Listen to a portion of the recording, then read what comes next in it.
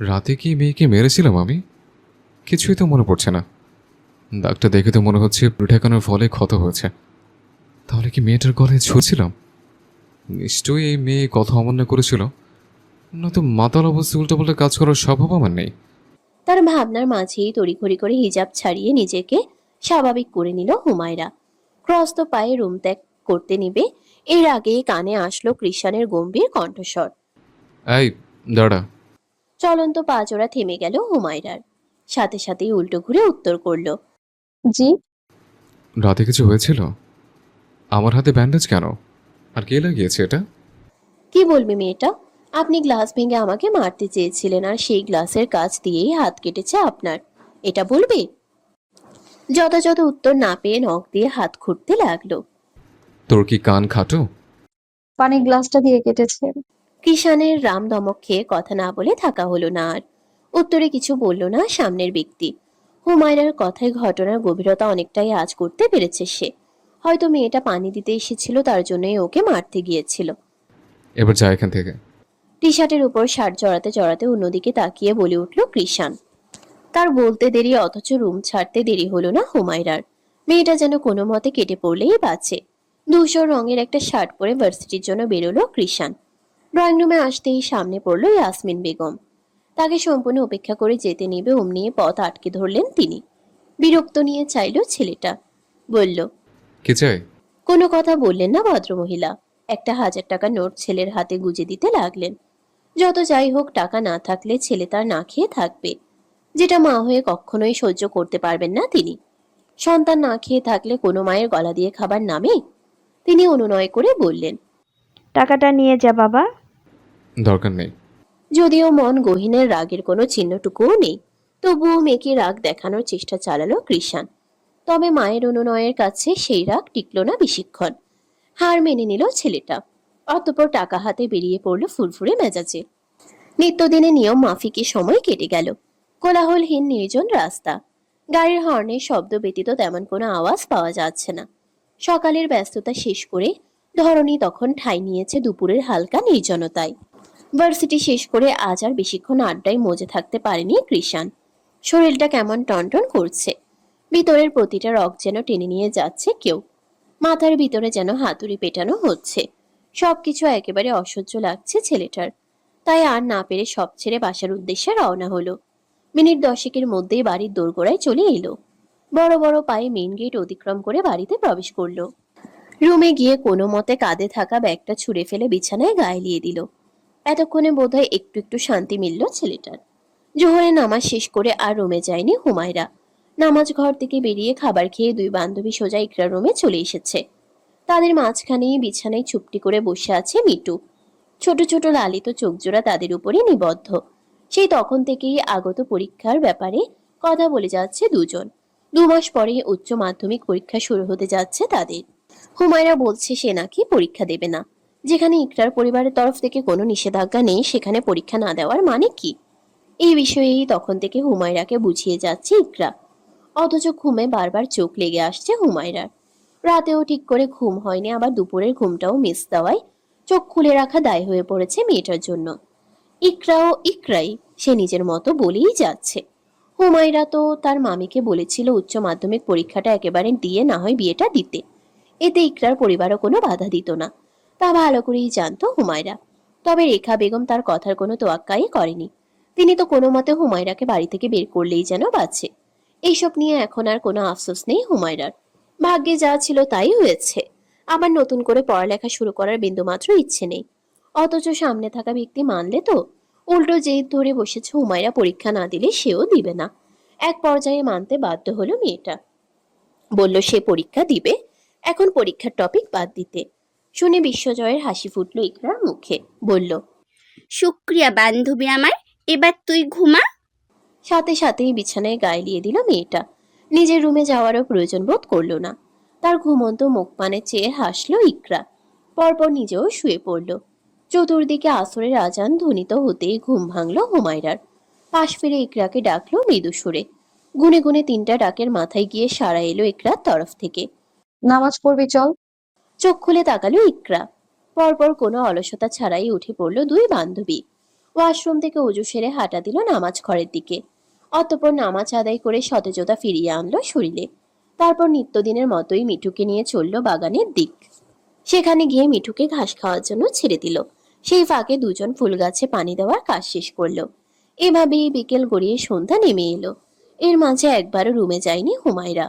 একেবারে মাগরিবের নামাজ শেষ করে রুমের ভিতরে পা রাখলো সে।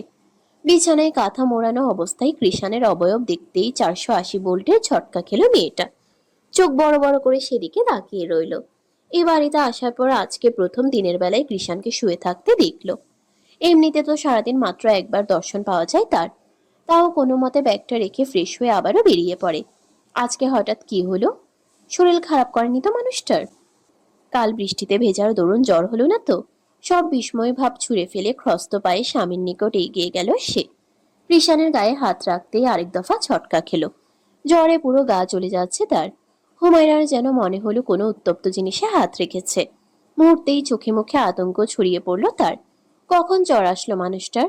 এতক্ষণ কেন যে রুমে এলো না সে? চিন্তা ও অনুতপ্ততায় ডুবে গেল রমণী। এখন নিজেকে নিজেরই বকতে মন চাচ্ছে। ঘরময় পায়চারি করছে হুমায়রা। চিন্তায় মাথা ফেটে যাওয়ার উপক্রম।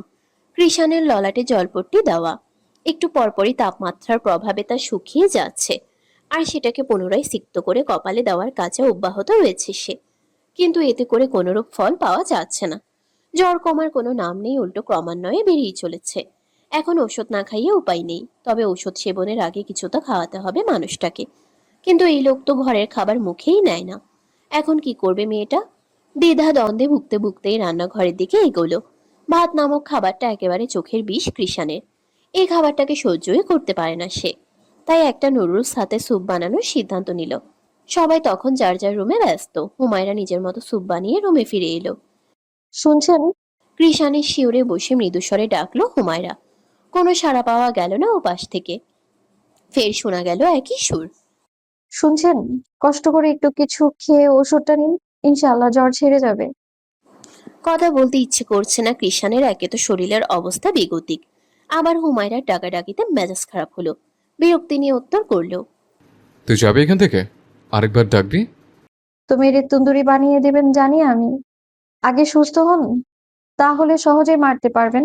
তার কথা সম্পূর্ণ হওয়ার আগেই তাকে থামিয়ে মাঝপথে বলে উঠল হুমায়রা। বিরক্তির মাত্রা 100 ছাড়িয়ে গেল ছেলেটার। তবে শরীরের দুর্বলতার কারণে শান্ত রইল, নয়তো এতক্ষণে কঘা লাগিয়ে দিত নিশ্চিত। সে তুলনামূলক শান্ত অথচ কঠোর স্বরে বলল। ভাল লাগছে না হুমায়রা, যা এখান থেকে। মানুষটার শান্ত কণ্ঠে ভিতরটা হু হু করে উঠল মেয়েটার। এমন শান্ত স্বর আগে কখনো শুনিনি। নিশ্চয়ই বেশি খারাপ লাগছে। সে অত্যাধিক মোলায়েম কণ্ঠে অনুনয় করল। নড়চড় দেখা গেল না কঠোর মানবের।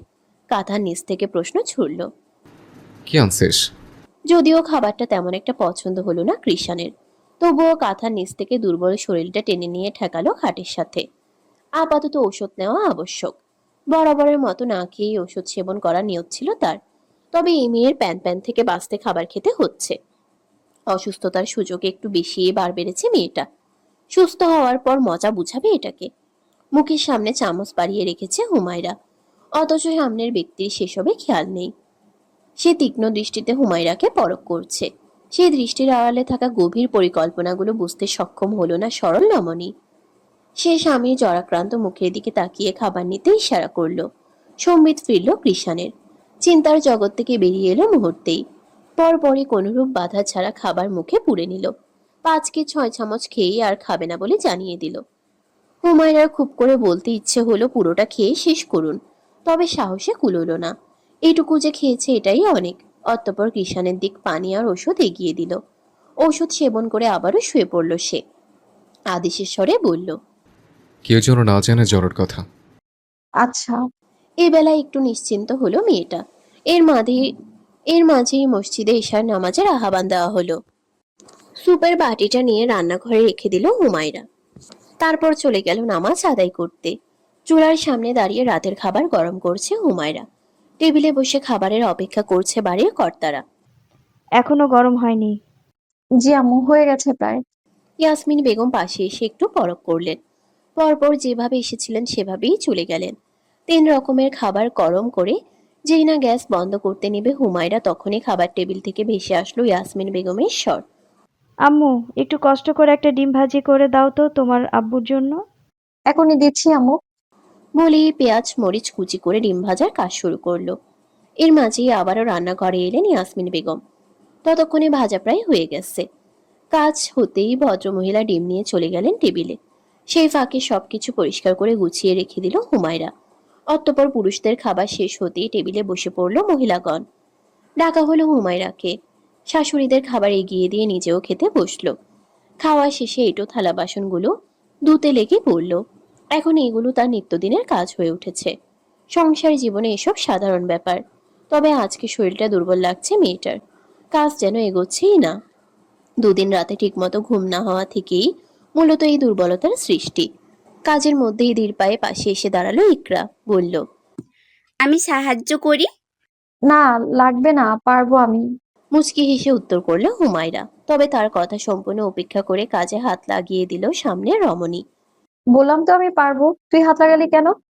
তুই তো সব কিছুই পারিস। এখন যদি পুরো ঘরে থালা বাসন এনেও তোকে দেওয়া হয়, তাও একই শব্দ বের হবে তোর মুখ দিয়ে। তুই পারলেই হবে, আমাকেও তো শিখতে হবে। ভাবি হিসেবে ননদকে কাজ শেখানো তো তোর দায়িত্ব। হাসলো হুমায়রা। বলার মতো কিছু খুঁজে পেল না। শুধু কিছু পল তাকিয়ে রইল মুগ্ধ নয়নে। ঘরের মালিকের উপস্থিতিতে যেই ঘরটা সবসময় নিকোটিনের ধোঁয়ায় আচ্ছন্ন হয়ে থাকতো, আজ তা একেবারে উজ্জ্বল হয়ে আছে। সময়ের সাথে সাথে পাল্লা ধরে কৃষাণের জ্বর শুধু বেড়েই যাচ্ছে। শরীরের উত্তাপে উত্তপ্ত হয়ে যাচ্ছে পুরো বিছানা। অথচ ভিতরে ভিতরে শীতে কাঁপছে শরীর। নামাজ ও খাওয়া দাওয়ার পর্ব চুকিয়ে একেবারে রুমে এলো হুমায়রা। প্রতিদিন এই সময়ে দুই বান্ধবী মিলে একটু আড্ডা দিত, তারপর ঘুমাতে আসতো। আজকেও ইকরা বলেছিল, তবে রাজি হয়নি সে।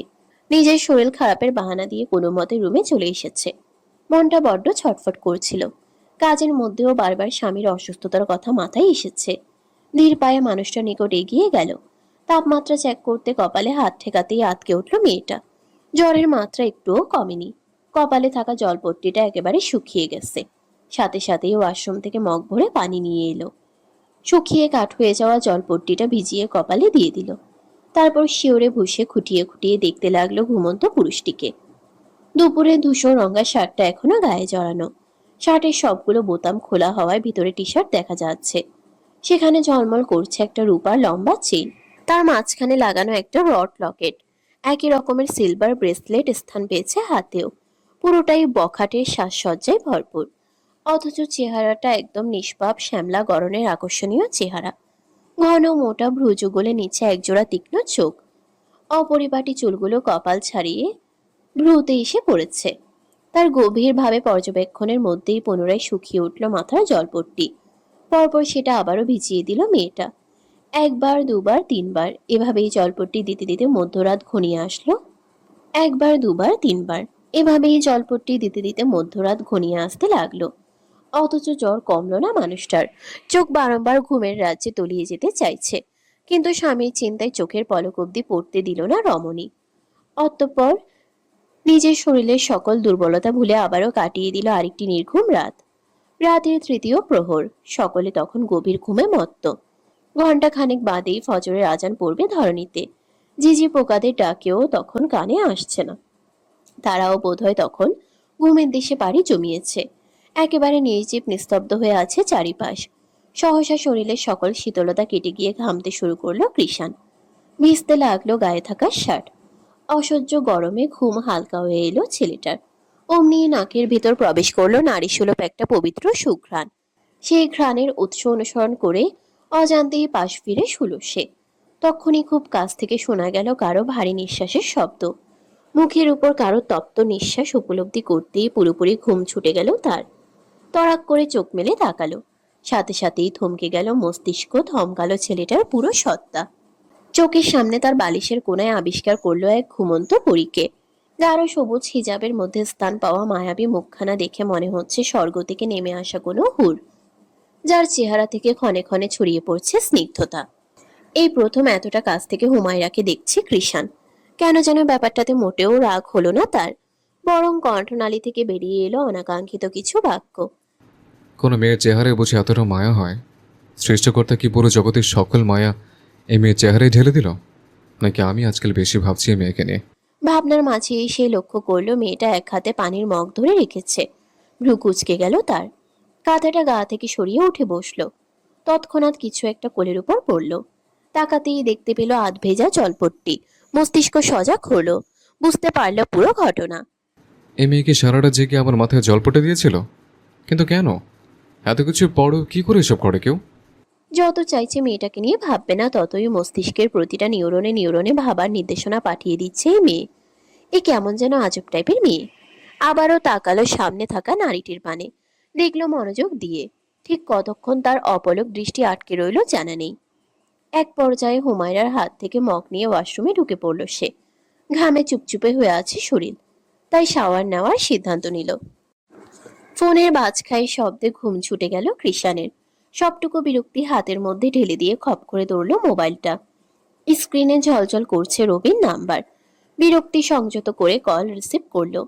ও পাশ থেকে ভেসে আসলো তিনটে সম্মিলিত স্বর। কিরে আলালে করে কুলাঙ্গার দুলাল, কাল থেকে এতগুলো কল দিলাম, কোন গর্তে ঢুকেছিলি তুই? সকাল সকাল মুখ খারাপ করবি, সামনে পেলে তোদের টিকবাজে খাওয়ামো, দেখিস। ভার্সিটি আসবি কখন? আসছে। ফোন কেটে ওয়াশরুমে ঢুকে ফ্রেশ হতে চলে গেল কৃষান। হাত মুখ ধুয়ে এসে ভার্সিটির জন্য রেডি হতে শুরু করলো। এখন শরীরটা আগের তুলনায় অনেকটাই ভালো আছে, সুতরাং ঘরে বসে বোরিং সময় কাটানোর প্রয়োজন নেই। তার তৈরি হওয়ার মাঝেই নিঃশব্দে রুমে প্রবেশ করলো হুমায়রা। তখন কৃষানের শাওয়ার নেওয়ার মধ্যেই আজান পড়ে যাওয়ায় ঘুম থেকে উঠে রুম ছেড়ে বেরিয়ে পড়েছিল সে। এর মাঝে একবার এসে ঘুমন্ত স্বামীর জ্বর চেক করে গিয়েছিল। তাপমাত্রা স্বাভাবিক থাকায় এরপর আর আসা হয়নি। নিজেকে পরিপাটি করে মিররের সামনে থেকে সরে আসলো কৃষান। পিছন ঘুরে হুমায়রাকে সঙ্গের মতো দাঁড়িয়ে থাকতে দেখে ব্রুকুচকে জিজ্ঞেস করলো। কি চাই? ওষুধটা খেয়ে যেতেন, নয়তো আবার জ্বর আসতে পারে। পিছন থেকে হাতগুলো এনে খাবারের বাটিটা সামনে ধরে বলল হুমায়রা।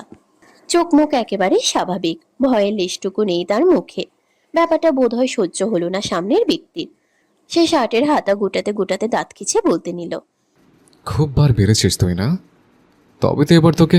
কথাটা সম্পূর্ণ হওয়ার আগে একটা আস্ত স্যান্ডউইচ তার মুখে পুরে দিল হুমায়রা। জমান থেমে গেল ছেলেটার। আপনি আমাকে মারুন কাটুন যাই করুন, এটা খেয়ে ওষুধটা খেয়ে নিন, নয়তো পুনরায় জ্বর ফিরে আসার সম্ভাবনা আছে। চোখ মুখ খিচে রেখে গড়গড় করে বলে উঠল হুমায়রা। চেহারার মধ্যে ভয়ের ছাপ স্পষ্ট। এই বুঝি একঘা লাগিয়ে দিবে মানুষটা। অথচ তেমন কিছুই হলো না। সহসা হাতে কারো ঠান্ডা স্পর্শ পেয়ে তরাক চোখ মেলে সামনে তাকালো সে। দেখলো তার বাড়িয়ে রাখা হাতটা ধরে খাবার চিবুচ্ছে কৃষান। বিস্ময়ে আবির্ভূত বিস্ময়ে আবির্ভূত হকচোকানো দৃষ্টিতে চেয়ে রইল মেয়েটা। চোখ বড় বড় করে বারংবার পল্লব ঝাপটে বুঝতে চাইল ঘটনা সত্য কিনা। না, ঘটনা পুরো সত্য। সামনে থাকা স্বামী নামক ব্যক্তিটা আসলেই তার হাত থেকে খাবার খাচ্ছে। তাহলে কি এবার সত্যিই দুঃখের দিন ঘুষতে চলেছে হুমায়রার? হুমায়রার এমন হতবিহবল বদন দেখে বাঁকা হাসল কৃষান। ভদ্র ছেলের মতো পুরো স্যান্ডউইচ শেষ করলো। শেষ কামড়টা দেওয়ার সময় মেয়েটা নরম আঙ্গুলে নিজের শক্ত দাঁত বসিয়ে দিল। সমস্ত রাগ বুঝিয়ে দিল এক কামড়ে। ঘটনার আকস্মিকতায় বাটিটা হাত থেকে পড়ে গেল হুমায়রার। মেয়েটা আন্দাজও করতে পারেনি এমন কিছু হতে যাচ্ছে। ব্যথায় দাঁত দিয়ে ঠোঁট চেপে ধরল। চোখ জোড়া ভিজে উঠল জলে। লালিত হয়ে উঠল পুরো মুখশ্রী, তবুও শব্দ বের করলো না মুখ দিয়ে। ভেজা পাপড়ি যুগলের উপর দৃষ্টি পড়তেই থেমে গেল কৃষান। দন্ত পাটির নিচে চেপে ধরা আঙ্গুল ছেড়ে দিল অমনি। হুমায়রার হাত থেকে ওষুধটা নিয়ে যেতে যেতে শাসনের স্বরে বলল। বলেছিলাম আমার থেকে 3 মাইল দূরে থাকবি। কথা কানে যায় না। নেক্সট টাইম কথার অবাধ্য হলে আঙ্গুলটা আর আস্ত রাখবো না। প্যারা চত্বর সব। শেষ কথাটা রুম থেকে বেরিয়ে বলল। অত সব কানে পৌঁছালো না হুমায়রার। গাল বেয়ে পড়তে যাওয়া অশ্রুকণাগুলো তড়িঘড়ি করে মুছে নিল সে। পরপর ফ্লোর থেকে বাটিটা নিয়ে স্বাভাবিকভাবেই রুম ছেড়ে বেরিয়ে পড়ল। কিরে কালকে কোথায় ছিলি তুই? ভার্সিটির ভিতরে ঢুকতে না ঢুকতেই প্রশ্ন ছুড়ল রবি। উত্তরে হাতে থাকা সিগারেটে টান মেরে কৃষান বলল। জ্বরের সাথে কুস্তি খেলতে গেছিলাম। তার খেলা তো মনে হয় ভালোই জমেছে, নয়তো এক রাতে চাঙ্গা হয়ে ফিরে আসলি যে। জ্বরের সাথে তেমন একটা জমছিল না, তাই তোর সাথে কন্টিনিউ করবো বলে ফিরে আসলাম। মুখটা চুপসে গেল রবির। এই সাথে কথা বলা মানেই নিজের বিপদ ডেকে আনা। তবুও একই ভুল বারবার করে সে। তাদের কথার মাঝেই সাইফুল ফিসফিস করে বলল। এই মামা, ওইদিকে তাকা, দেখ প্রেম ভালোবাসার ঘন্টি বাজতেছে। কোথায়? আরে ওই যে জিপাই দেখ। আঙ্গুল অনুসরণ করে সকলে এক জায়গায় দৃষ্টি নিক্ষেপ করলো। দেখলো প্রাপ্তবয়স্ক দুটো ছেলে মেয়ে একটা গাছের আড়ালে লুকিয়ে প্রেমে মজেছে। দুটোই জুনিয়র। চল মামা, কাজে লেগে পড়ি। তোরা যা, ঘাটতারামি করলে আমায় ডাকিস। হে জুনিয়রগণ, কেয়া বাথে, কি হচ্ছে এখানে? পিছন থেকে সিনিয়রদের কণ্ঠ শুনে ঘাবড়ে গেল ছেলে মেয়েগুলো। মেয়েটা হাতে থাকা গোলাপটা লুকিয়ে ফেললো। ছেলেটা মুচকি হেসে বলল, আসসালামু আলাইকুম ভাইয়া, আপনারা এখানে? একটু ভার্সিটির পরিবেশ চেক করতে আসলাম আর কি। ও আচ্ছা, তা কবে থেকে চলছে এসব? কিসের কথা বলেছেন ভাইয়া? নাটক বন্ধ করো জুনিয়র। এখন বলো, গণধোলাই খাওয়ার ব্যবস্থা করব নাকি কাজের কথায় আসবো? এসব কি বলছেন ভাইয়া? যা শুনছো তাই বলছি। বেশি কথা বাড়ালে অপশন ছাড়াই মারা খাবার। আচ্ছা, এসব বাদ দিন, কাজের কথাটা বলুন। ছেলেটাকে কথা বলার সুযোগ না দিয়েই মেয়েটা বলে উঠল। এতে হাসলো তিন বন্ধু, বলল, গুড গার্ল। কাজের কথা হলো, গণধোলাই না খেতে চাইলে 5,000 টাকা বের করো। এইগুলো কি বলছেন ভাই? এই জুনিয়র মনে হয় মার খেতে যাচ্ছে। আরে না না ভাইয়া, দাঁড়ান, ও এক্ষুনি টাকা দিচ্ছে। এই, এত কথা বলছো কেন তুমি? ভাইয়াদের টাকা দিয়ে দাও। বলতে বলতেই ছেলেটাকে তাড়া দিতে লাগলো মেয়েটা। উপায় না পেয়ে পকেট থেকে মানি ব্যাগ বের করলো ছেলেটা। না চাইতেও সেখান থেকে গুনে গুনে 5,000 টাকার নোট দিতে হলো। কাজ সম্পন্ন হতেই বিশ্বজয়ের হাসি ফুটলো তিন বন্ধুর মুখে। বলল, গো অ্যাহেড ডিয়ার জুনিয়র, তবে কালকে থেকে যেন ভার্সিটিতে এসব না দেখি। যা করার ভার্সিটির বাইরে, নয়তো মারা খাবা। যেভাবে এসেছিল সেভাবেই চলে গেল তারা। এসব কাণ্ড আজকে প্রথম নয়, এর আগেও করেছে। ভার্সিটিতে এসে যাকেই প্রেম করতে দেখেছে তাকেই মারা খাইয়ে ছেড়েছে। না নিজেরা ভার্সিটিতে প্রেম করবে, না কাউকে করতে দিবে। মামা পাক্কা 5,000। চল আজকে ছোটখাটো একটা পার্টি দেই। চল। কৃষাণ উঠতেই চারজন মিলে হাঁটা ধরলো। ভার্সিটি থেকে বেরোতে বেরোতে কৃষাণ সন্দিহান কণ্ঠে বলল, আমরা বিড়ি খেতে টাকা পাই না, আর এগুলো মাইয়া মানুষ নিয়ে ঘুরতে এত টাকা পায় কোথায়? আল্লাহ জানে রে মামা। কি রে, তোর হাতে কি হয়েছে? প্রতিদিনের মতোই মিঠুকে নিয়ে আসরের নামাজ শেষ করে বাগানে এসেছিল দুই বান্ধবী। কথার মাঝেই সহসা হুমায়রার আঙ্গুলের দিকে চোখ পড়ল ইকরার। লাল হয়ে ফুলে ওঠা আঙ্গুলের ডগা দেখিয়ে তৎক্ষণাৎ প্রশ্ন করল সে। প্রশ্ন শুনে চমকে উঠল হুমায়রা। নিজেকে স্বাভাবিক রেখে উত্তর দিল, ওই কিসে যেন কামড় দিয়েছিল। কখন কিসে কামড় দিল আবার? এতক্ষণ দেখলাম না যে, কখন হলো? সকালেই হয়েছিল, তুই হয়তো খেয়াল করিসনি। বাদ দে তো। বাদ দেবো মানে? কি অবস্থা হয়েছে আঙ্গুলটার? হায় আল্লাহ, থামবি তুই? এটা কিছুই না, পরে মলম লাগিয়ে নিব না, এখন থাম। আমি জানি তুই যে পরে লাগাবি। সকালে এমন হয়েছে, এখনো কয়বার লাগিয়েছিস শুনি? চল আমার সাথে। এক প্রকার টানতে টানতেই মেয়েটাকে নিয়ে বাড়িতে ঢুকে পড়ল। তাদেরকে যেতে দেখে মিঠুও পিছন পিছন ছুটল। হুমায়রা একবার সেদিকে তাকিয়ে চুপচাপ ইকরার পায়ের সাথে পা মিলিয়ে হাঁটতে লাগলো। রাত 11টা কি 12টা। তখন ভার্সিটি থেকে বন্ধুদের সাথে বেরিয়ে আর বাসায় ফেরেনি কৃষাণ। জমিয়ে মাস্তি করে একেবারে রাতেই ফিরেছে। আজ তেমন একটা নেশা করেনি, খেলেও একেবারে কম খেয়েছে, যার দরুন শরীর পুরো ফিট, কোনো হেলদোল নেই। ফুরফুরে মেজাজের রুমে প্রবেশ করলো সে। বিছানার একেবারে মাঝখানে হুমায়রাকে শুয়ে থাকতে দেখে ফুরফুরে মেজাজটা অমনিই চড়ে গেল তার। কাঁধ থেকে ব্যাগ রেখে ফ্রেশ হয়ে এসে চড়া গলায় ডেকে উঠল, হ্যাঁ মেয়ে, ওদিকে চেপে ঘুমা। কোনো উত্তর এলো না হুমায়রার তরফ থেকে। রাগ সম্বরণ করতে হাত দিয়ে ঘাড় ধরল, ফের ডাকলো একই স্বরে। হ্যাঁ মেয়ে, কথা কানে যায় না?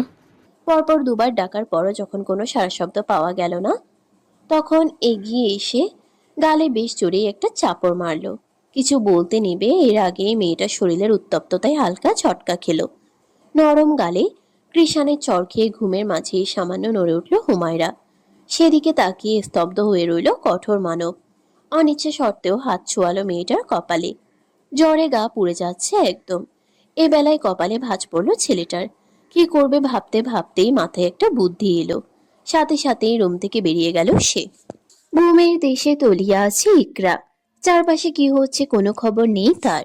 সহসা কারো মুখে নিজের নাম কর্ণপাত হলো বোধ হয়, তবে তেমন একটা গ্রাহ্য করলো না। আবারও ভেসে আসলো একটা ক্ষীণ স্বর। ইকরা। মা চাচিরা যেন জেগে না যায় সেজন্য বেশ আস্তে করেই ডাকলো কৃষাণ। এই বেলায় ওপাশ থেকে ঘুম ঘুম কণ্ঠে প্রশ্ন এলো, কে? তোর মায়ের পেটের বড় ভাই। বিরক্তি নিয়ে উত্তর করলো কৃষাণ। ভাইয়ার কণ্ঠ বুঝতে পেরে এক লাফে ঘুম থেকে উঠে পড়ল মেয়েটা। তড়িঘড়ি করে নিজেকে সামলে নিয়ে এসে রুমের দরজা খুলল। কিছু হয়েছে ভাইয়া? হুমায়রা কিছু লাগবে? তোর বান্ধবীর জ্বর এসছে, কি করবি কর গিয়ে। কথাটা শুনতেই খ্রস্ত পায়ে কৃষানের রুমে চলে এলো ইকরা। বিছানায় কাঁথামুড়ি দিয়ে শুয়ে থাকা হুমায়রার কপালে হাত রাখতেই আঁতকে উঠল। বলল, হাই আল্লাহ, জ্বর তো অনেক বেশি। কৃষান নীরব দর্শকের মতো শুধু তাকিয়ে রইল, বলল না কিছুই। এর মাঝে ইকরা রুম থেকে বেরোতে বেরোতে বলল, আমি এক্ষুনি আসছি, দাঁড়াও। হুমায়রার মুখোমুখি হয়ে খাটের অপর পাশে বসলো কৃষান। তাকালো স্ত্রীর জরাক্রান্ত মুখ পানে। চেহারায় কেমন মলিন ভাব ফুটে উঠেছে, ঠোঁট দুটো শুকিয়ে একেবারে কাঠ। মেয়েটার ক্লান্ত মুখশ্রীর দিকে তাকিয়ে ভিতরের এক অদৃশ্য সত্তা বলে উঠল, তোর সেবা করতে করতে মেয়েটা নিজে অসুস্থ হয়ে পড়েছে, আর পরিবর্তে তুই কিনা মেয়েটাকে পুনরায় আঘাত করলি। সেই সত্তার কাবুতে এলো না কঠোর মানব, উল্টো প্রখর বিরোধিতা করে বলল, আমি তো বলিনি সেবা করার জন্য, এ মেয়ে নিজেই নিজের দুঃখ টেনে আনছে। আমি বলেছিলাম আমার থেকে দূরত্ব বজায় রাখতে, কথা না শুনলে তো আঘাত পাবেই। একজন মানুষ অসুস্থ হলে বুঝে চুপচাপ বসে থাকা যায়? তাহলে তুই কেন পারলি না মেয়েটাকে অসুস্থ দেখার পর ঘুমিয়ে পড়তে? নিজের এই ব্যাপার অভিজ্ঞতা নেই বলে তুই ঠিকই বোনকে ঘুম থেকে উঠিয়ে আনলি। তার মন মস্তিষ্কের এমন অদৃশ্য যুদ্ধের মধ্যেই ফিরে এলো ইকরা। বাটিতে করে একটা রুমাল ভিজিয়ে এনেছে সে। হুমায়রার শিওরে বসে জলপট্টি দেওয়ার জন্য আগে মেয়েটার হিজাবটা আলগা করে কপাল থেকে সরালো। উত্তপ্ত কপালে ঠান্ডা কিছুর স্পর্শ পেতেই কেঁপে উঠল হুমায়রা। সেদিকে তাকিয়ে কৃষান প্রশ্ন ছুড়ল, রাতের খাবার খেয়েছিল তোর বান্ধবী? হুম, আমাকে বলেছিল শরীরটা কেমন যেন করছে আর মাথা ব্যথা করছে, তাই আমি নাপা খাইয়ে দিয়েছিলাম। ও, আজকে না হয় আমি এই রুমে থেকে যাই, তুমি? দরকার নেই, আপাতত কাপড়টা সকালে ভিজিয়ে দিলে তো হবে নাকি। কথা সম্পূর্ণ হওয়ার আগেই তাকে থামিয়ে বলে উঠল কৃষান। ভাইয়ার কথায় ইকরা ছোট করে উত্তর করল, হুম। তাহলে তুই এখন যা, আমি অন্য রুমে যেতে পারবো না। কথা বাড়ালো না ইকরা। এক পলক হুমায়রার দিক তাকিয়ে অনিচ্ছা সত্ত্বেও রুম ত্যাগ করলো। দরজা লক করে আবারও এসে আগের স্থানেই বসলো কৃষান। কিছুক্ষণের মধ্যে আবারও জলপট্টি শুকিয়ে গেল হুমায়রার। শিউরে এসে বসলো মানুষটা। পুনরায় তা সিক্ত করে দিয়ে দিল ঘুমন্ত রমণীর ললাটে। এই ঘটনা যদি কোনো মতে তার বন্ধুরা দেখতে পেত তাহলে আশ্চর্যের সপ্তম আকাশে উঠে বলতো। কাজ শেষ করে এক কোণায় শুয়ে পড়ল কৃষান। এতদিন হুমায়রা যেভাবে এক কোণায় গুটিসুটি মেরে ঘুমাতো, ঠিক সেইভাবে, যেন হুমায়রার শরীরে শরীর না লাগতে পারে। একেবারে কোণায় শোয়ার পরেও হুমায়রা মাঝ বরাবর থাকায় খুব বেশি দূরত্ব নেই তাদের মধ্যে। পকেট থেকে মোবাইল বের করে উল্টো ঘুরে তা স্ক্রল করতে লাগলো কৃষান। ফাঁকে ফাঁকে সতর্ক চোখ দুটো দেখলো পাশে থাকা রমণীকে। ভেতরে শীতলতায় ঘুমের মধ্যেই ক্ষণে ক্ষণে কেঁপে উঠছে হুমায়রা। সময়ের সাথে সেই কাঁপুনি আরো প্রগাঢ় হলো।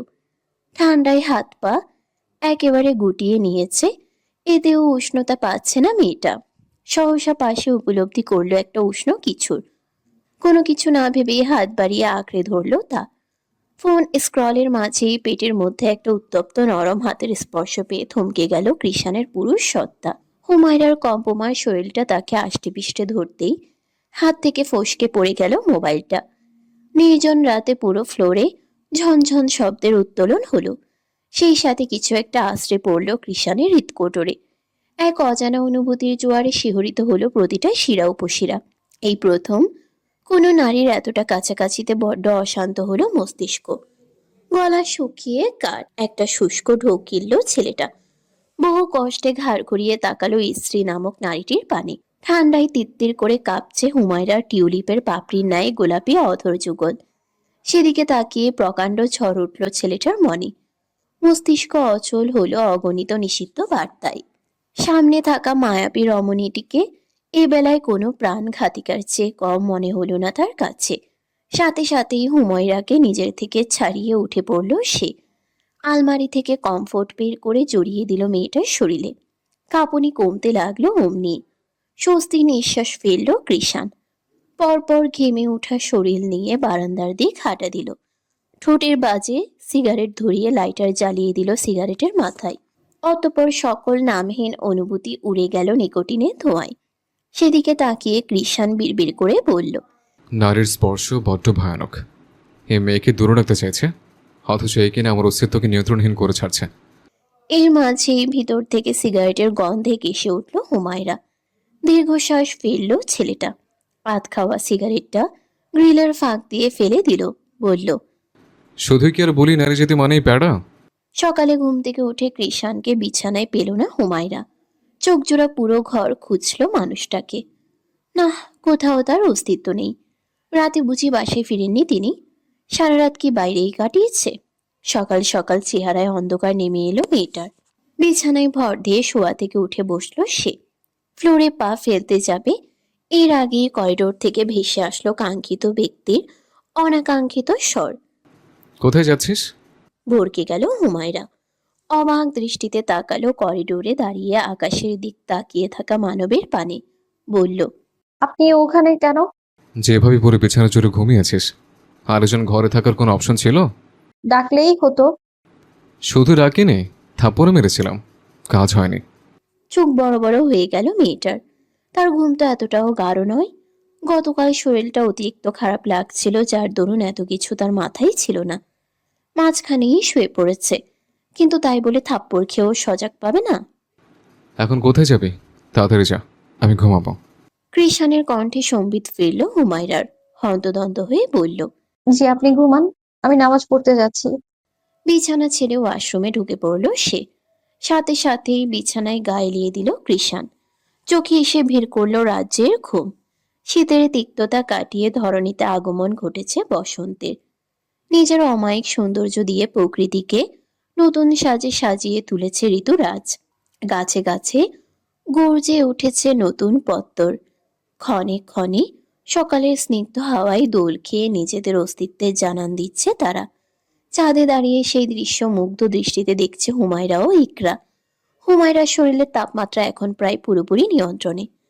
ইকরা এতক্ষণ গতকাল রাতের সব ঘটনা খুলে বলেছে তাকে। সব শুনে হুমায়রা টাস্কি খেয়ে গেছে। কই, সে তো টেরই পায়নি কিছুই। শুধু একটু একটু ঠান্ডা অনুভব করেছিল রাতে, এটুকুই মনে আছে। আর সকালে উঠেও চোখের সামনে পানি, জলপট্টি কিছুই দেখল না। দেখবে কিভাবে? এর আগেই তো সব সরিয়ে ফেলেছে কৃষাণ, যার দরুন কিছুই বুঝতে পারেনি সে। সবশেষে ইকরা বলল যে তার নাকি মনে হচ্ছে কৃষাণ হুমায়রার প্রতি দুর্বল হচ্ছে। কথাটাই কেবল একটা মুচকি হাসি উপহার দিয়েছে হুমায়রা। এরপর দুজনেই চুপচাপ সামনের গাছপালার দিকে তাকিয়ে আছে। আমার মনে হয় এখন থেকে ভাইয়াকে সব খারাপ কাজে বাধা দেওয়ার উচিত তোর। এভাবে প্রতিবাদ করলেই ধীরে ধীরে দিনের পথে এসে যাবে ভাইয়া। নীরবতা ভেঙে বলে উঠল ইকরা। উত্তরে খানিক চুপ রইল হুমায়রা। পরপর শান্ত প্রকৃতিতে ধ্বনিত হলো কিছু মনোরম বাক্য। যে রাজ্যের রাজার মনে তার রানীর রাজত্ব নেই, সেই রাজ্যে রানীর কর্তৃত্ব প্রতিষ্ঠা করতে গেলে রাজ্যের ধ্বংস নিশ্চিত।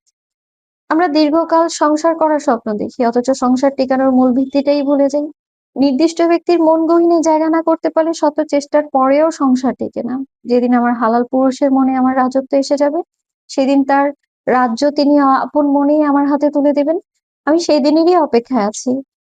আর আমি জানি আমার রব আমায় নিরাশ করবেন না। আমার চোখের পানির পরিবর্তে তিনি দেরি করে হলেও উত্তম কিছু উপহার দেবেন।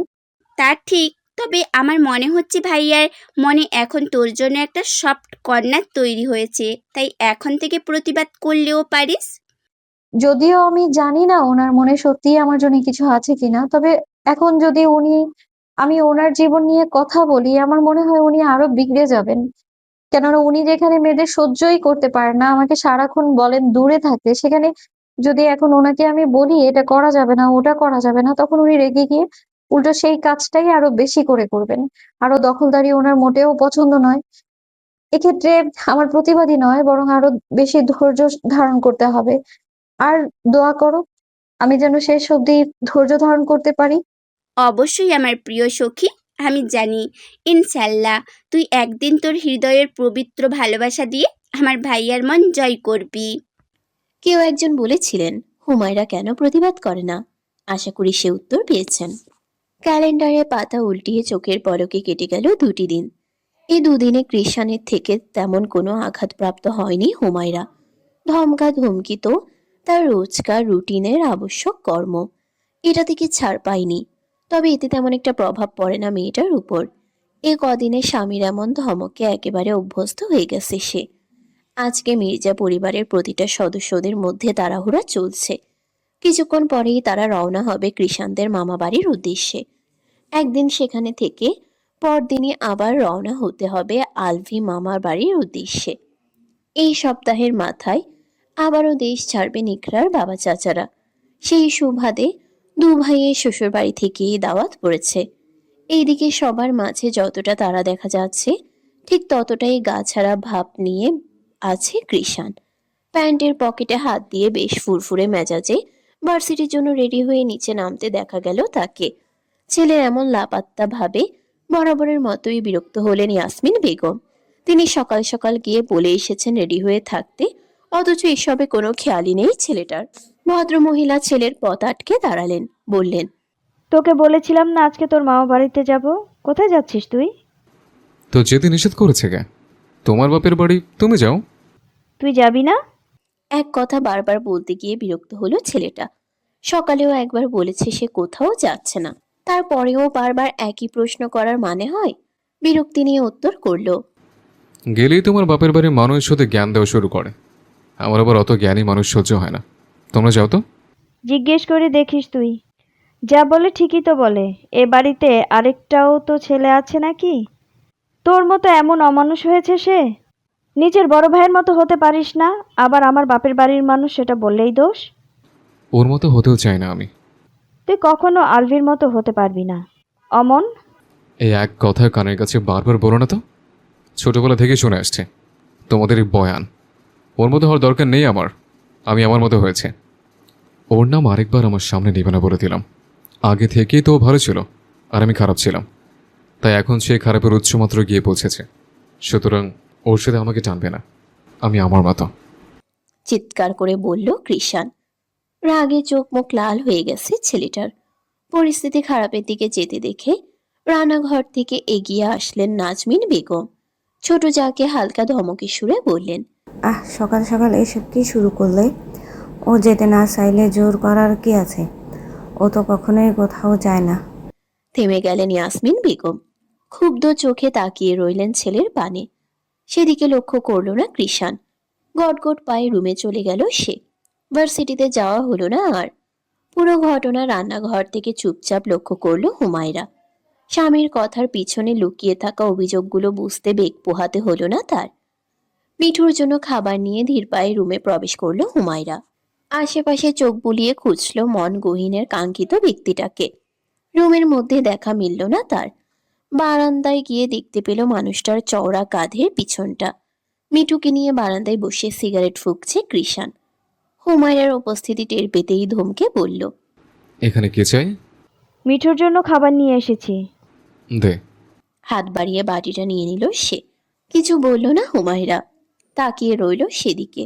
মিঠুর সামনে বাটিটা ধরতেই মুখ ফিরিয়ে নিল প্রাণীটি, যেন কৃষাণের হাতে খেতে নারাজ সে। কি হলো, খাচ্ছিস না কেন?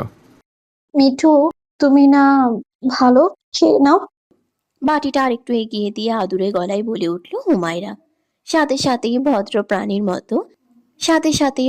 প্রাণীর মতো একটা গাজরের কুচি মুখে পুরে নিল মিঠু। মুচকি হাসলো মেয়েটা। তবে ব্যাপারটা সহ্য হলো না সামনে বসা মানুষটির। সে কপাল কুচকে জিজ্ঞেস করলো, এটা কি বশ করেছিস নাকি তুই? বশ করার হলে খরগোশকে না করে আগে তার মহাজনকেই করতাম। মনে মনে বিড়বিড় করলো মেয়েটা। মুখে বলল, আহা, একটু ভালোবাসা দিয়েছি এই যা।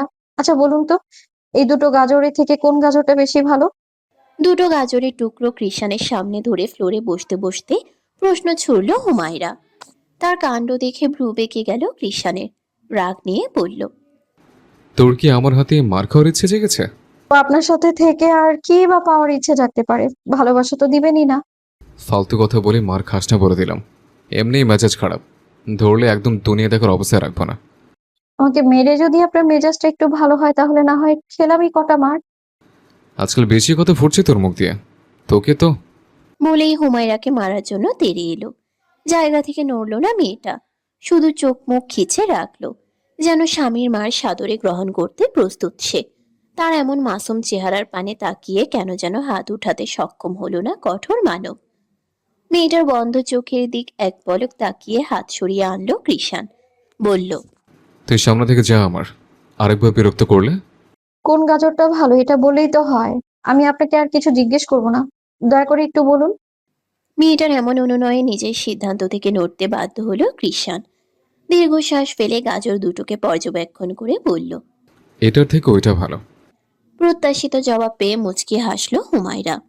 পরপর বলে উঠল, হুম, আপনার উত্তর একেবারে সঠিক। কিন্তু আপনি কি একটা বিষয় খেয়াল করেছেন যে পাশাপাশি দুটো জিনিস হওয়ায় একটা প্রশংসা বা দুর্নাম করতে গিয়ে অপরটাকে অজান্তেই টেনে এনেছেন আপনি? ঠিক এমনটাই প্রত্যেকের ক্ষেত্রে হয়।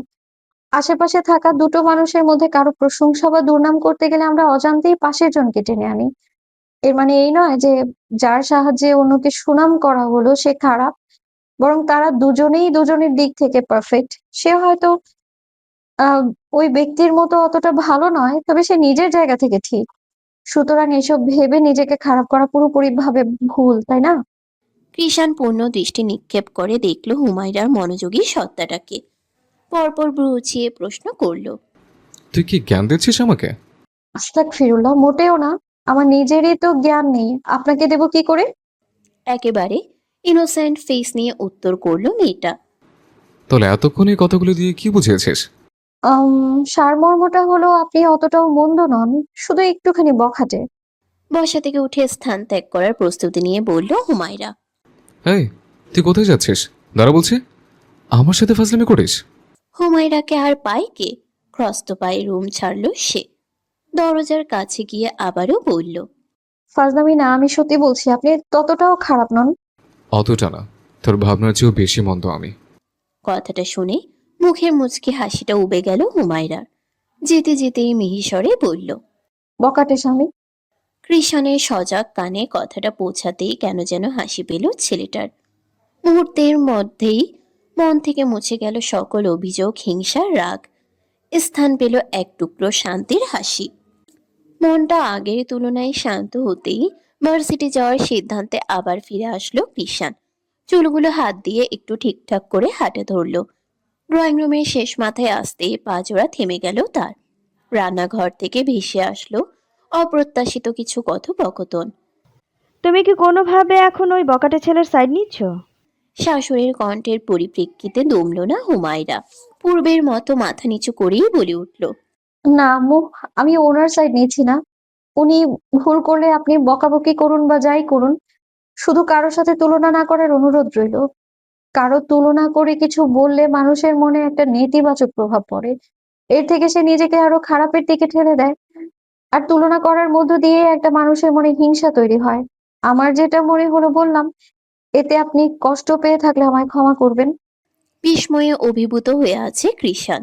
মানে, তার যেই দিকটা তার পরিবারের কেউ আজ অব্দি বুঝল না, আজকের কিছু কথা শুনে সেই দিকটা বুঝে নিল ওই মেয়ে। এটাও সম্ভব? আবার কিনা তার মাকে নিষেধাজ্ঞা জানাচ্ছে সে বিষয়ে। এমন আজব কেন মেয়েটা? একেবারে অন্যরকম, কেমন যেন পুরোটাই স্নিগ্ধতায় ভরপুর। হুমায়রার কথাগুলো মনোযোগ দিয়ে শুনলেন ইয়াসমিন বেগম। তার পাশেই নাজমিন বেগম স্তব্ধ হয়ে দাঁড়িয়ে আছেন। কথাগুলো একটু ভেবে দেখলেন ইয়াসমিন বেগম। পরপর বললেন, আচ্ছা, তোমার কথাই মানলাম। দেখি তো কোনো পরিবর্তন আসে কিনা এই ছেলের মধ্যে। মুচকে হাসলো হুমায়রা। পরপর কাজে হাত লাগিয়ে দিল। বলল, আপনারা রেডি হতে চলে যান, আমি সবটা সামলে নিব। তুমি যাবে না? না আম্মু, আপনারা যান। কথা বাড়ালেন না দুই চা। এমনিতেও কৃষাণ যেহেতু যাচ্ছেই না, সেহেতু হুমায়রা বাড়িতে থাকাই ভালো। এই ছেলেকে একা বাড়িতে রেখে গেলে চিন্তার শেষ নেই। মেয়েটা থাকলে একটু নিশ্চিন্ত থাকতে পারবেন। নির্জন দুপুর। বাড়ির গেট পেরিয়ে অলস ভঙ্গিতে ভিতরে ঢুকলো কৃষাণ। জনমানব শূন্য ড্রয়িং রুম দেখেই বোঝা যাচ্ছে বাড়িতে এখন কারোর উপস্থিতি নেই। ভালোই হয়েছে তার জন্যে। এমনিতেই মাথাটা কেমন ধরে আছে ভার্সিটি যাওয়ার পর থেকে। এখন একটু শান্তিতে থাকা যাবে।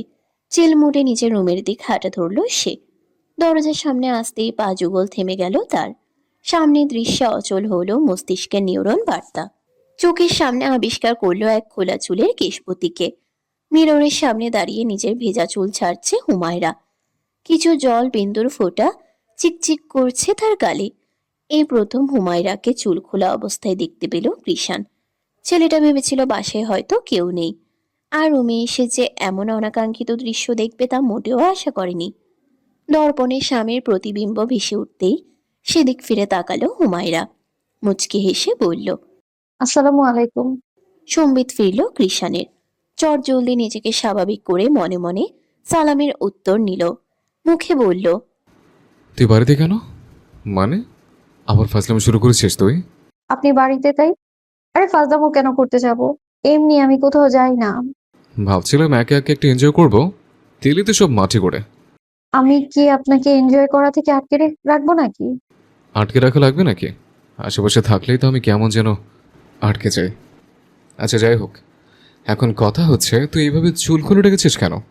চুলগুলো ভেজা তাই। তা বলে একটা ছেলের সামনে এইভাবে চুল ছেড়ে রাখবি? আপনি কি কোনো পরপুরুষ নাকি? আপনি আমার স্বামী। তীরের ফলার মতো গিয়ে বুকে বিঁধল কথা কানা। সৃষ্টি হলো এক বেনামি অনুভূতির প্রকাণ্ড ঝড়। মেয়েটা কি পাগল নাকি? এত কিছুর পরেও আমার মতো ছেলেকে কি অকপটে স্বামী বলে স্বীকার করে? না, এভাবেই মাথা ব্যথা করছে।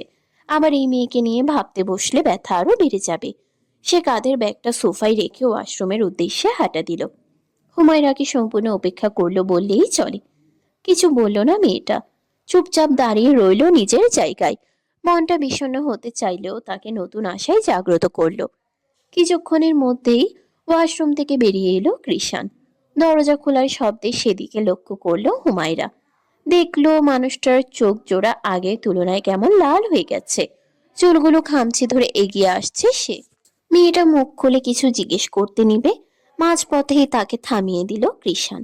শাসিয়ে বলল, খবরদার, আর একটা কথা বলে আমি বিরক্ত করবি তো ভালো হবে না বলে দিলাম। মানুষটার এমন শাসানো সুরে পাত্তাই দিল না হুমায়রা। চোখ বড় বড় করে বলল, হায় আল্লাহ, আপনার চুলে কি? সাথে সাথেই চুল ঝাড়তে লাগলো কৃষাণ। উদ্বেগ নিয়ে জিজ্ঞেস করলো। চুলের মধ্যে আবার কি পড়লো? কোনো কিছু তোয়াক্কা না করে কৃষাণের কাছে চলে এলো হুমায়রা। সামনের পুরুষটি তার থেকে বেশ লম্বা হওয়ায় সহজে চুলের নাগাল পেতে সোফায় উঠে দাঁড়ালো। পরপর দুবার আলতো হাতে স্বামীর চুল টেনে দিয়ে বলল, হুম, এবার চলে গেছে। সেদিকে খেয়াল নেই চুলের মালিকের। হুমায়রার চুল টেনে দেওয়ার মাঝে হারিয়ে গেছে সে। এতটা শান্তি লেগেছে যে মুখ দিয়ে শব্দ বের করতে ইচ্ছে হচ্ছে না। প্রত্যাশিত ফলাফল পেতেই মুচকি হাসি ফুটল হুমায়রার মুখে। মোলায়েম কণ্ঠে জানতে চাইল। একটু চুলগুলো টেনে দিন, ভালো লাগবে। তৎক্ষণাৎ বন্ধ চোখ জোড়া খুলে ফেলল ঘাড় তেরা মানব। প্রবল নিষেধাজ্ঞা জানিয়ে বলল, না, দরকার নেই। মানে ভাঙবে তবু মচকাবে না? নিজের সিদ্ধান্তে অনড় হয়ে থাকবে সর্বদা। হুমায়রা কি দমে যাওয়ার পাত্রী নাকি? পিছু হাঁটলো না সে, কৃষাণের চুল ধরে রেখেই বলল, একে তো মাথার অসহ্য যন্ত্রণা, আবার হুমায়রার এমন পকর পকরে না পেরে মেনে নিল কৃষাণ। আসলে আপাতত এই শান্তিটা প্রয়োজন তার। কথা না বাড়িয়ে সোফায় হেলান দিয়ে ফ্লোরে বসে পড়ল। সম্মতি পেয়ে বিশ্বজয়ের হাসি হাসল রমণী। সাথে সাথে লেগে পড়ল স্বামীর খেদমতের কাছে। মাথার মধ্যে নরম তুলতুলে হাতের বিচরণে অজান্তেই সকল ক্লান্তি বেদনা দূর হতে লাগলো কৃষাণের। চোখ জোড়া বুজে আসছে ঘুমে। শরীরের পুরো ভার হুমায়রার কোলে ছেড়ে দিল। অনেকক্ষণ যাবৎ কৃষাণের নড়চড় না দেখে থামলো হুমায়রা। মুখটা এগিয়ে এনে বুঝতে মুখটা একটু এগিয়ে এনে বুঝতে চাইলো মানুষটা ঘুমিয়ে পড়লো কিনা। মাথা ঝুঁকতে ঘন চুলগুলো দুদিক দিয়ে সামনে এসে ভিড় করলো। তাদের রাজত্বে নিমিষেই আড়াল হলো দুটো মুখশ্রী। মুখের উপর কারো তপ্ত নিঃশ্বাস উপলব্ধি করতেই তড়াক করে চোখ খুলল কৃষাণ। তার কালো মনির সাথে চোখ মিলতেই বুক কেঁপে উঠল মেয়েটার। মুহূর্তেই নিজেকে সরিয়ে আনলো সে। ঘটনার আকস্মিকতায় বড্ড ভয় পেয়েছে। হাতগুলো কেমন অনড় হয়ে পড়েছে যেন। অথচ অত্যাধিক শান্ত দেখা গেল অপর মানুষটিকে। একটুও হেলদোল নেই তার মাঝে। সহসা নীরবতা ভেঙে ধ্বনিত হলো তার নীরের স্বর। তখন তুই ইচ্ছে করে বলেছিলে আমার চুলে কি জানো? হুমায়রা। চুপ রইল মেয়েটা। তখন কৃষাণের মুখ দেখেই আন্দাজ করতে পেরেছিল মানুষটার মাথা হয়তো ব্যথা করছে। ভালো করে বললে তো আর কখনোই মালিশ করতে দিত না, তাই অমন টেকনিক খাটিয়েছে। এখন সেটা মুখ ফুটে কিভাবে বলবে? শোন, আমার সাথে নিজেকে জড়াতে আসিস না, পরে আমার মতোই কুলকিনারাহীন হয়ে পড়বি। বসা থেকে উঠে পড়ল কৃষাণ। কোনো দিক না তাকিয়ে বিছানায় গিয়ে উবু হয়ে শুয়ে পড়ল। সেদিকে ড্যাব ড্যাব করে তাকিয়ে রইল হুমায়রা। দিনের প্রায় শেষ ভাগে এসে ঘুম ভাঙল। ঘরের মাঝে তখন হুমায়রার অস্তিত্ব নেই। ঘুম ঘুম চোখে ওয়াশরুমে ঢুকে ফ্রেশ হয়ে আসলো সে। গায়ে শার্ট জড়িয়ে রওনা হলো বাইরের উদ্দেশ্যে। বাড়ির মূল ফটক অতিক্রম করতেই বাগানে দেখা মিলল হুমায়রার। মনোযোগ দিয়ে গাছে পানি দিচ্ছে সে। এ বেলায় আর চুল দেখা যাচ্ছে না তার। সুদীর্ঘ কেশগুচ্ছ স্থান পেয়েছে হিজাবের আড়ালে। সেদিকে এক পলক তাকিয়ে নিজের রাস্তায় হাঁটতে নিল কৃষাণ। সহসা চোখ পড়ল মেয়েটার কাঁধের কাজটায় হিজাবের উপর দিয়ে হাঁটা বিষাক্ত ভ্রমরের দিকে। তুরন্ত হস্তে ছুটল মানুষটার পা জোড়া। কারো পায়ের আওয়াজে পিছু ফিরে তাকালো হুমায়রা। কৃষাণকে এমন দৌড়ে আসতে দেখে ভয়ে আপনা আপনি কদম পিছাতে লাগলো। তবে যেতে পারল না বেশি দূর। এর আগে খপ করে এসে তার হাতটা ধরে ফেলল কৃষাণ। কোনো কিছু না ভেবেই ভ্রমরটাকে হাত দিয়ে ছুঁড়ে ফেলল। অমনি পতঙ্গটির বিষাক্ত শুঙ্গ বসে গেল ছেলেটার হাতে। দাঁতে দাঁত পিষে ব্যথা হজমের চেষ্টা চালালো। সেই সাথে বেখেয়ালি হুমায়রার ধরে রাখা হাতটাও আরো জোরে চেপে ধরল। এতটাই জোরে ধরেছে যে মেয়েটার হাতের রক্ত চলাচল বন্ধ হওয়ার উপক্রম। সহসা কৃষাণের এমন আচরণের আগা মাথা খুঁজে পাচ্ছে না হুমায়রা। ব্যথায় কোকিয়ে আসা কণ্ঠে প্রশ্ন ছুড়ল। এমন কেন করছেন? কি হয়েছে আপনার? মস্তিষ্ক সচল হলো কৃষাণের। তৎক্ষণাৎ হুমায়রার হাত ছেড়ে দিল সে। ধমকে বলল। কাজ করার সময় মনোযোগ কই থাকে তোর? তার লালিত চেহারার পানে তাকিয়ে আছে মেয়েটা। সে কি এমন করলো যে লোকটা এত রেগে গেছে? এইদিকে সে জানেই না রাগে নয়, বরং তাকে বাঁচাতে গিয়ে নিজে আঘাত পেয়ে এই অবস্থা হয়েছে মানুষটার। সে ঘাড় নামিয়ে মিনমিন করে জানতে চাইল। কি করলাম? কিছু করিস নি, মর তুই। উল্টো ঘুরে ধূপধাপ পায়ে স্থান ত্যাগ করলো ছেলেটা। ব্যথায় হাত টনটন করছে তার। মানুষটা যাওয়ার পানে অপলক চেয়ে রইল হুমায়রা। এতক্ষণ কি হলো কেন হলো কিছুই বুঝল না। গোধূলি বেলা, বাইরের সব কাজ সেরে ঘরের ভিতরে ঘামটি মেরে বসে আছে হুমায়রা। সবকিছু কেমন যেন ফাঁকা ফাঁকা লাগছে। সেই তখন থেকে ইকরাকে মনে পড়ছে। এমন সময় প্রতিদিন ইকরার সাথেই সময় কাটে তার। মেয়েটা যেতে চায়নি, বলেছিল হুমায়রা না গেলে সেও যাবে না। তবে ইয়াসমিন বেগমও হুমায়রার জোরে বাধ্য হয়েই যেতে হয়েছে তাকে। মিঠুকে কোলে নিয়ে মনমরা হয়ে বসে রইল হুমায়রা। তক্ষুনি কলিং বেল বেজে উঠল। ভ্রু বেঁকে এলো মেয়েটার। এমন সময় আবার কে এলো? কৃষান্ত কখনোই আসবে না, তাহলে কে? বসা থেকে উঠে দরজার সামনে আসলো। ডোর খুলতেই ভেসে এলো ইকরার হাস্যোজ্জ্বল মুখ। সারপ্রাইজ! চোখ বড় বড় করে তাকিয়ে আছে মেয়েটা। নিজের চোখকেই বিশ্বাস হচ্ছে না তার। বিস্ময় ভরা কণ্ঠে বলল। তুই? হ্যাঁ আব্বু, এসে দিয়ে গেল। ওমা, কেন আজকেই তো গেলি? ওখানে ভাল লাগে না আমার। আর আলফি ভাইয়ার মামা বাড়িতে গিয়ে আমি কি করব? আজব। তাই বলে আজকেই চলে এলি? আম্মু কিছু বলেনি? বলেছে, তবে আমি বাবাকে মানিয়ে এসে পড়েছি। ওখানে কেউ নেই, শুধু আমার ছোট্ট একটা কোলের মামাতো বোন আছে। আর বাকি সব বড় বড় মহিলা পুরুষ, তারা নিজের মতো বকবক করতে থাকে। আমি ওখানে কি করব শুনি? আর এখানে তুই একা থাকবি, সব দিক বিবেচনা করে চলে এলাম। আমি একা কই? উনি আছেন না? আমার ভাইয়া থাকলে যা, না থাকলেও তা। ওর তো বাসায় ফেরার কোনো ঠিক ঠিকানাই নেই। এতক্ষণের মলিন মুখটাই মুহূর্তেই হাসি ফুটে উঠল হুমায়রার। বলল। শুক্রিয়া আমার প্রিয় সখী, আমায় নিয়ে এতটা ভাবার জন্য শুক্রিয়া। সাদা নীলাভের মিশ্রণে উজ্জ্বল দিগন্তে সহসা নেমে এলো এক গুমোট অন্ধকার। কালো মেঘেদের আড়ালে তলিয়ে গেল ধরণী। আকাশ ভেঙে নামলো জলের ধারা, সঙ্গে শীতল হাওয়া। ভ্যাপসা গরম শেষে এই যেন এক পশলা শান্তি। কৃষাণের চূড়ন্ত পদযুগল এসে থামল বাড়ির দোরগোড়ায়। হাঁপাতে হাঁপাতে কাক ভেজা দেহে ভিতরে প্রবেশ করল সে। বাইরের প্রকৃতি যতটা সরব, ঠিক ততটাই নীরব হয়ে আছে বাড়ির ভেতরটা।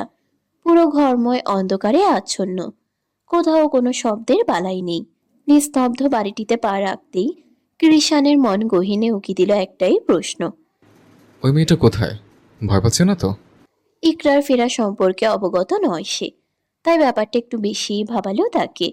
ধীর পায়ে নিজ কক্ষের সামনে এসে দাঁড়ালো, ঠোঁট নেড়ে উচ্চারণ করলো। হুমায়রা?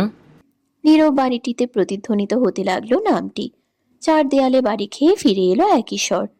ও পাশ থেকে কোনো উত্তর না পেয়ে আবারও ডেকে উঠল কৃষান। হ্যাঁ হুজুর নে, কই তুই? পূর্বের ন্যায় গাম্ভীর্যতার অস্তিত্ব পাওয়া গেল না কণ্ঠটেই।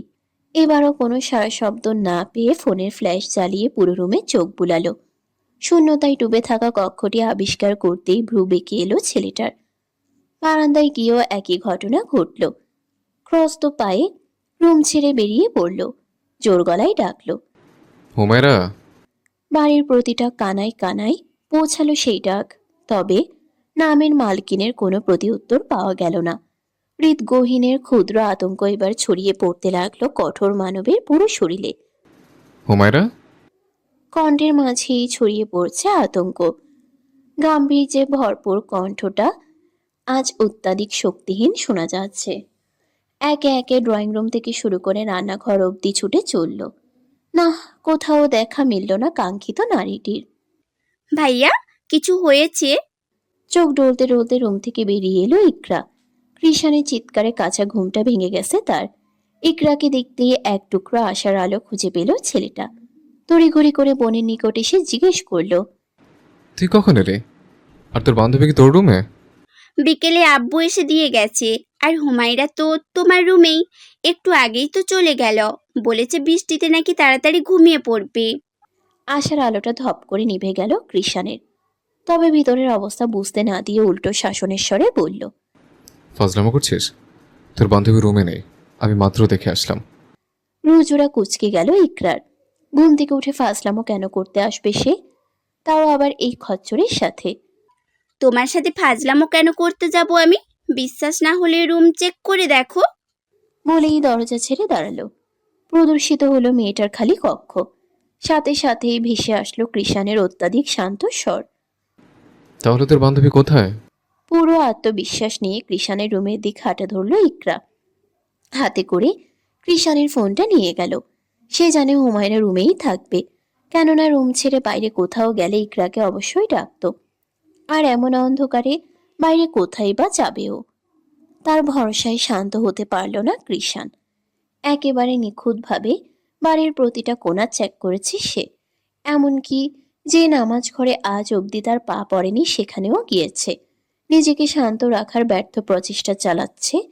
বারবার মস্তিষ্কে প্রশ্ন জাগছে, তার কেন এমন লাগছে? এমনটা তো হওয়ার কথা নয়। ওই মেয়ে যেখানে ইচ্ছে সেখানে যাক, এতে তার কি? তবে মনটা কোনো মতেই শান্ত হচ্ছে না। ওই সরল মুখখানা না দেখা অবধি যেন তার শান্তি নেই। শেষ আশাটুকু নিয়ে ছাদের উদ্দেশ্যে রওনা হলো কৃষান। যদিও এই বৃষ্টি বাদলে মেয়েটার ছাদে থাকার সম্ভাবনা একেবারেই নেই, তবুও পা চালিয়ে ছাদের দরজা অবধি এলো। তখনই বিদ্যুৎ চমকানোর লাল রশ্মিতে আলোকিত হলো পুরো ছাদ। ঝিরঝির বৃষ্টিতে ছাদের মাঝখানটায় মোনাজাতরত অবস্থায় বসে থাকা কাঙ্ক্ষিত মানবীকে দৃষ্টিগোচর হতেই ধমকালো কৃষান। আতঙ্কিত হৃদয় শীতল হলো তার। পদযুগল আপনা আপনি এগিয়ে গেল সেদিকে। আল্লাহুম্মা সাইয়্যিবান নাফিয়া। বেশ কয়েকবার দোয়াটি জপে সৃষ্টিকর্তার নিকট হাত তুলেছে হুমায়রা। বড় করে শ্বাস টেনে নিল সে।